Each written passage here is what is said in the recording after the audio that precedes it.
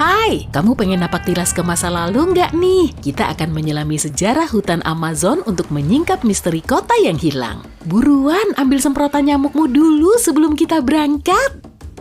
Amazon adalah hutan hujan terluas di dunia yang lingkungannya sangat menantang bagi manusia.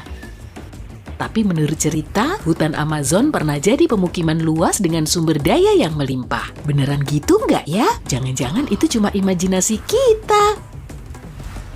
Cerita ini kemungkinan berasal dari legenda El Dorado. Jadi saat penjelajah Eropa mulai nyari sumber kekayaan di daratan Amerika tahun 1500-an, ada rumor yang tersebar luas. Rumor ini nyebutin soal peradaban Amazon yang terbiasa ngecat pemimpinnya dengan emas sebagai persembahan untuk dewa. Legenda El Hombre Dorado alias si manusia emas ini langsung menyebar ke Eropa. Para penjelajah jadi makin antusias untuk nemuin timbunan emas yang melimpah di tengah rimba Amerika Latin. Akibatnya, ekspedisi ke benua ini makin membludak. Gak lama kemudian, para penjelajah bisa nemuin peradaban ini. Mereka dikenal sebagai bangsa Muisca dan menetap di dekat Danau Guatavita, Kolombia. Bangsa Muisca terbiasa ngecat pemimpin mereka yang bernama Zipa dengan emas dari kepala sampai kaki. Dalam lambang seremonialnya, Zipa akan berenang di sungai dan nyebarin serbuk emas ke dalam air. Bagi bangsa Muisca, tradisi ini dilakukan untuk mengungkapkan rasa syukur kepada dewa mereka. Saat mengetahui praktek ini, penjelajah Eropa terkagum-kagum karena bagi mereka, emas cuma dipakai sebagai mata uang untuk jual beli.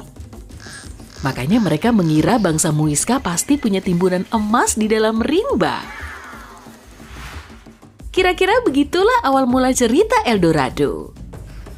Cerita El Hombre Dorado disebarkan dari mulut ke mulut hingga akhirnya menjadi El Dorado, kota fiktif yang punya timbunan emas. Pencarian kota ini bikin bangsa Eropa ngeluarin banyak uang untuk menyusuri Amazon. Tapi semua penjelajah cuma pulang dengan tangan kosong, itu pun kalau mereka bisa pulang.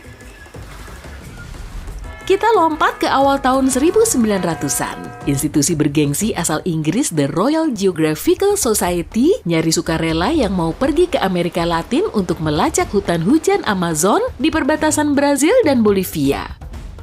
Sir Percy Fawcett diketahui sebagai penggemar Amerika Latin dan dia bersedia menjalankan misi ini. Padahal secara virtual, hutan Amazon bisa seluas daratan Amerika Serikat. Hutan ini membentang di 8 negara, termasuk Brazil, Peru, dan Bolivia. Menjelajahinya pasti nggak akan gampang, areanya tertutup oleh pepohonan lebat. Amazon juga dihuni oleh berbagai predator ganas seperti anaconda, macan kumbang, buaya, piranha, dan masih banyak lagi. Meski begitu, Fawcett bisa memetakan Amazon dan kelihatan sangat antusias. Di Inggris, Fawcett meneliti buku harian para penjelajah lain untuk mendalami peradaban Amazon kuno. Dia mempelajari suku Inca dan suku Maya dengan kerajaan besarnya. Dia yakin kalau suku Inca bisa membangun kerajaan yang luasnya hampir 5.200.000 km persegi, peradaban Amazon lain juga bisa berkembang di situ. Selama penelitiannya, Fawcett nemu laporan dari penjelajah abad ke-16. Laporan ini nyeritain soal kota di tengah Amazon yang punya banyak mineral, sebuah kota yang membentang sampai 25 km dengan pemukiman padat. Laporan ini memantik imajinasi Fawcett dan sejak saat itu, dia terobsesi untuk nemuin kota yang dia sebut kota Z yang hilang. Selama bertahun-tahun, Fawcett menelusuri hutan Amazon, dia mencari reruntuhan batu yang mungkin bisa jadi petunjuk adanya pemukiman manusia. Di ekspedisi berikutnya, Fawcett memfokuskan penjelajahannya di negara bagian Mato Grosso, Brasil Tengah. Dia berangkat dari Eropa menuju area Sungai Singgu yang lebih rendah. Perjalanan ke Sungai Singgu ditempuh dengan jalan kaki selama 14 hari.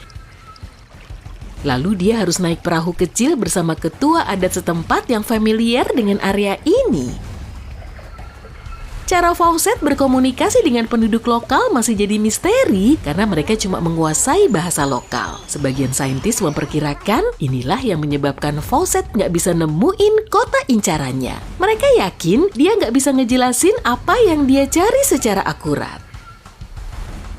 Kendala bahasa masih belum seberapa sih, yang lebih nyeremin justru medannya. Amazon bukan tempat yang ramah bagi pendatang. Di buku hariannya bahkan Fawcett bilang dia ngelihat anaconda sepanjang 18,3 meter yang hampir memangsanya. Dia sering menulis bahwa dia susah tidur di malam hari karena sekujur tubuhnya digigit nyamuk. Temannya bilang Fawcett orang yang tangguh dan gak kenal lelah. Tapi di hari ke-8 ekspedisinya, dia nggak bisa pulang. Fawcett tiba-tiba menghilang. Ada yang bilang dia sudah hampir meraih tujuan hidupnya. Di hari dia menghilang, Fawcett ngirimin surat bernada optimis ke istrinya supaya sang istri nggak perlu khawatir karena sebentar lagi dia akan meraih target terakhirnya.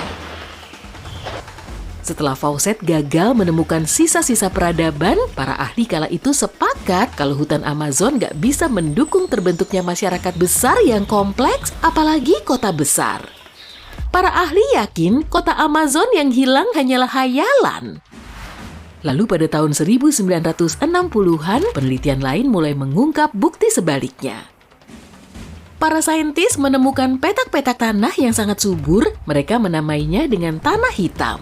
Rupanya banyak tanah serupa ditemukan di Amazon, terutama di sepanjang sungai. Penelitian lanjutan menunjukkan tanah ini terbentuk oleh limbah manusia atau pembakaran hutan yang memperkaya unsur hara bagi tanah.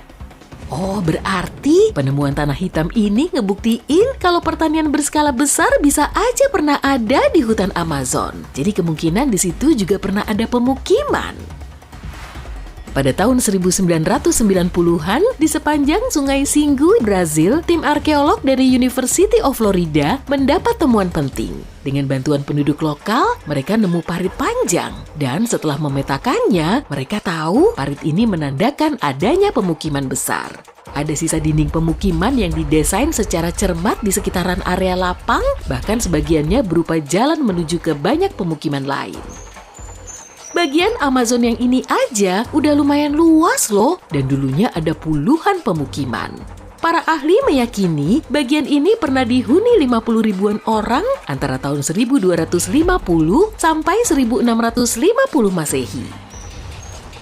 Berbagai temuan bisa didapat dengan bantuan pencitraan LiDAR. Dengan teknologi ini, para peneliti bisa mengambil foto satelit tanah hutan tanpa datang langsung ke sana. Sistem parit di Acre, Brazil dibuat pada tahun 200 sampai 1200 Masehi. Diperkirakan sistem parit ini bisa menampung sekitar 60.000 penduduk. Foto lain di dekat Sungai Xingu juga nunjukin adanya kota yang dihuni sekitar 50 juta orang. Inilah kota-kota di hutan Amazon yang telah hilang. Foto-foto satelit ini nunjukin kalau Fawcett memang sudah hampir mencapai tujuan akhirnya. Dia mencari reruntuhan di tempat yang sesuai, tapi yang dia cari kurang tepat. Gak seperti penduduk kota Cusco yang memakai batu sebagai material utama, penghuni Amazon memakai kayu dan tanah untuk mendirikan kota. Material ini gampang membusuk dan lama-kelamaan akan terurai. Untuk menemukannya, diperlukan teknologi canggih yang saat itu belum tersedia.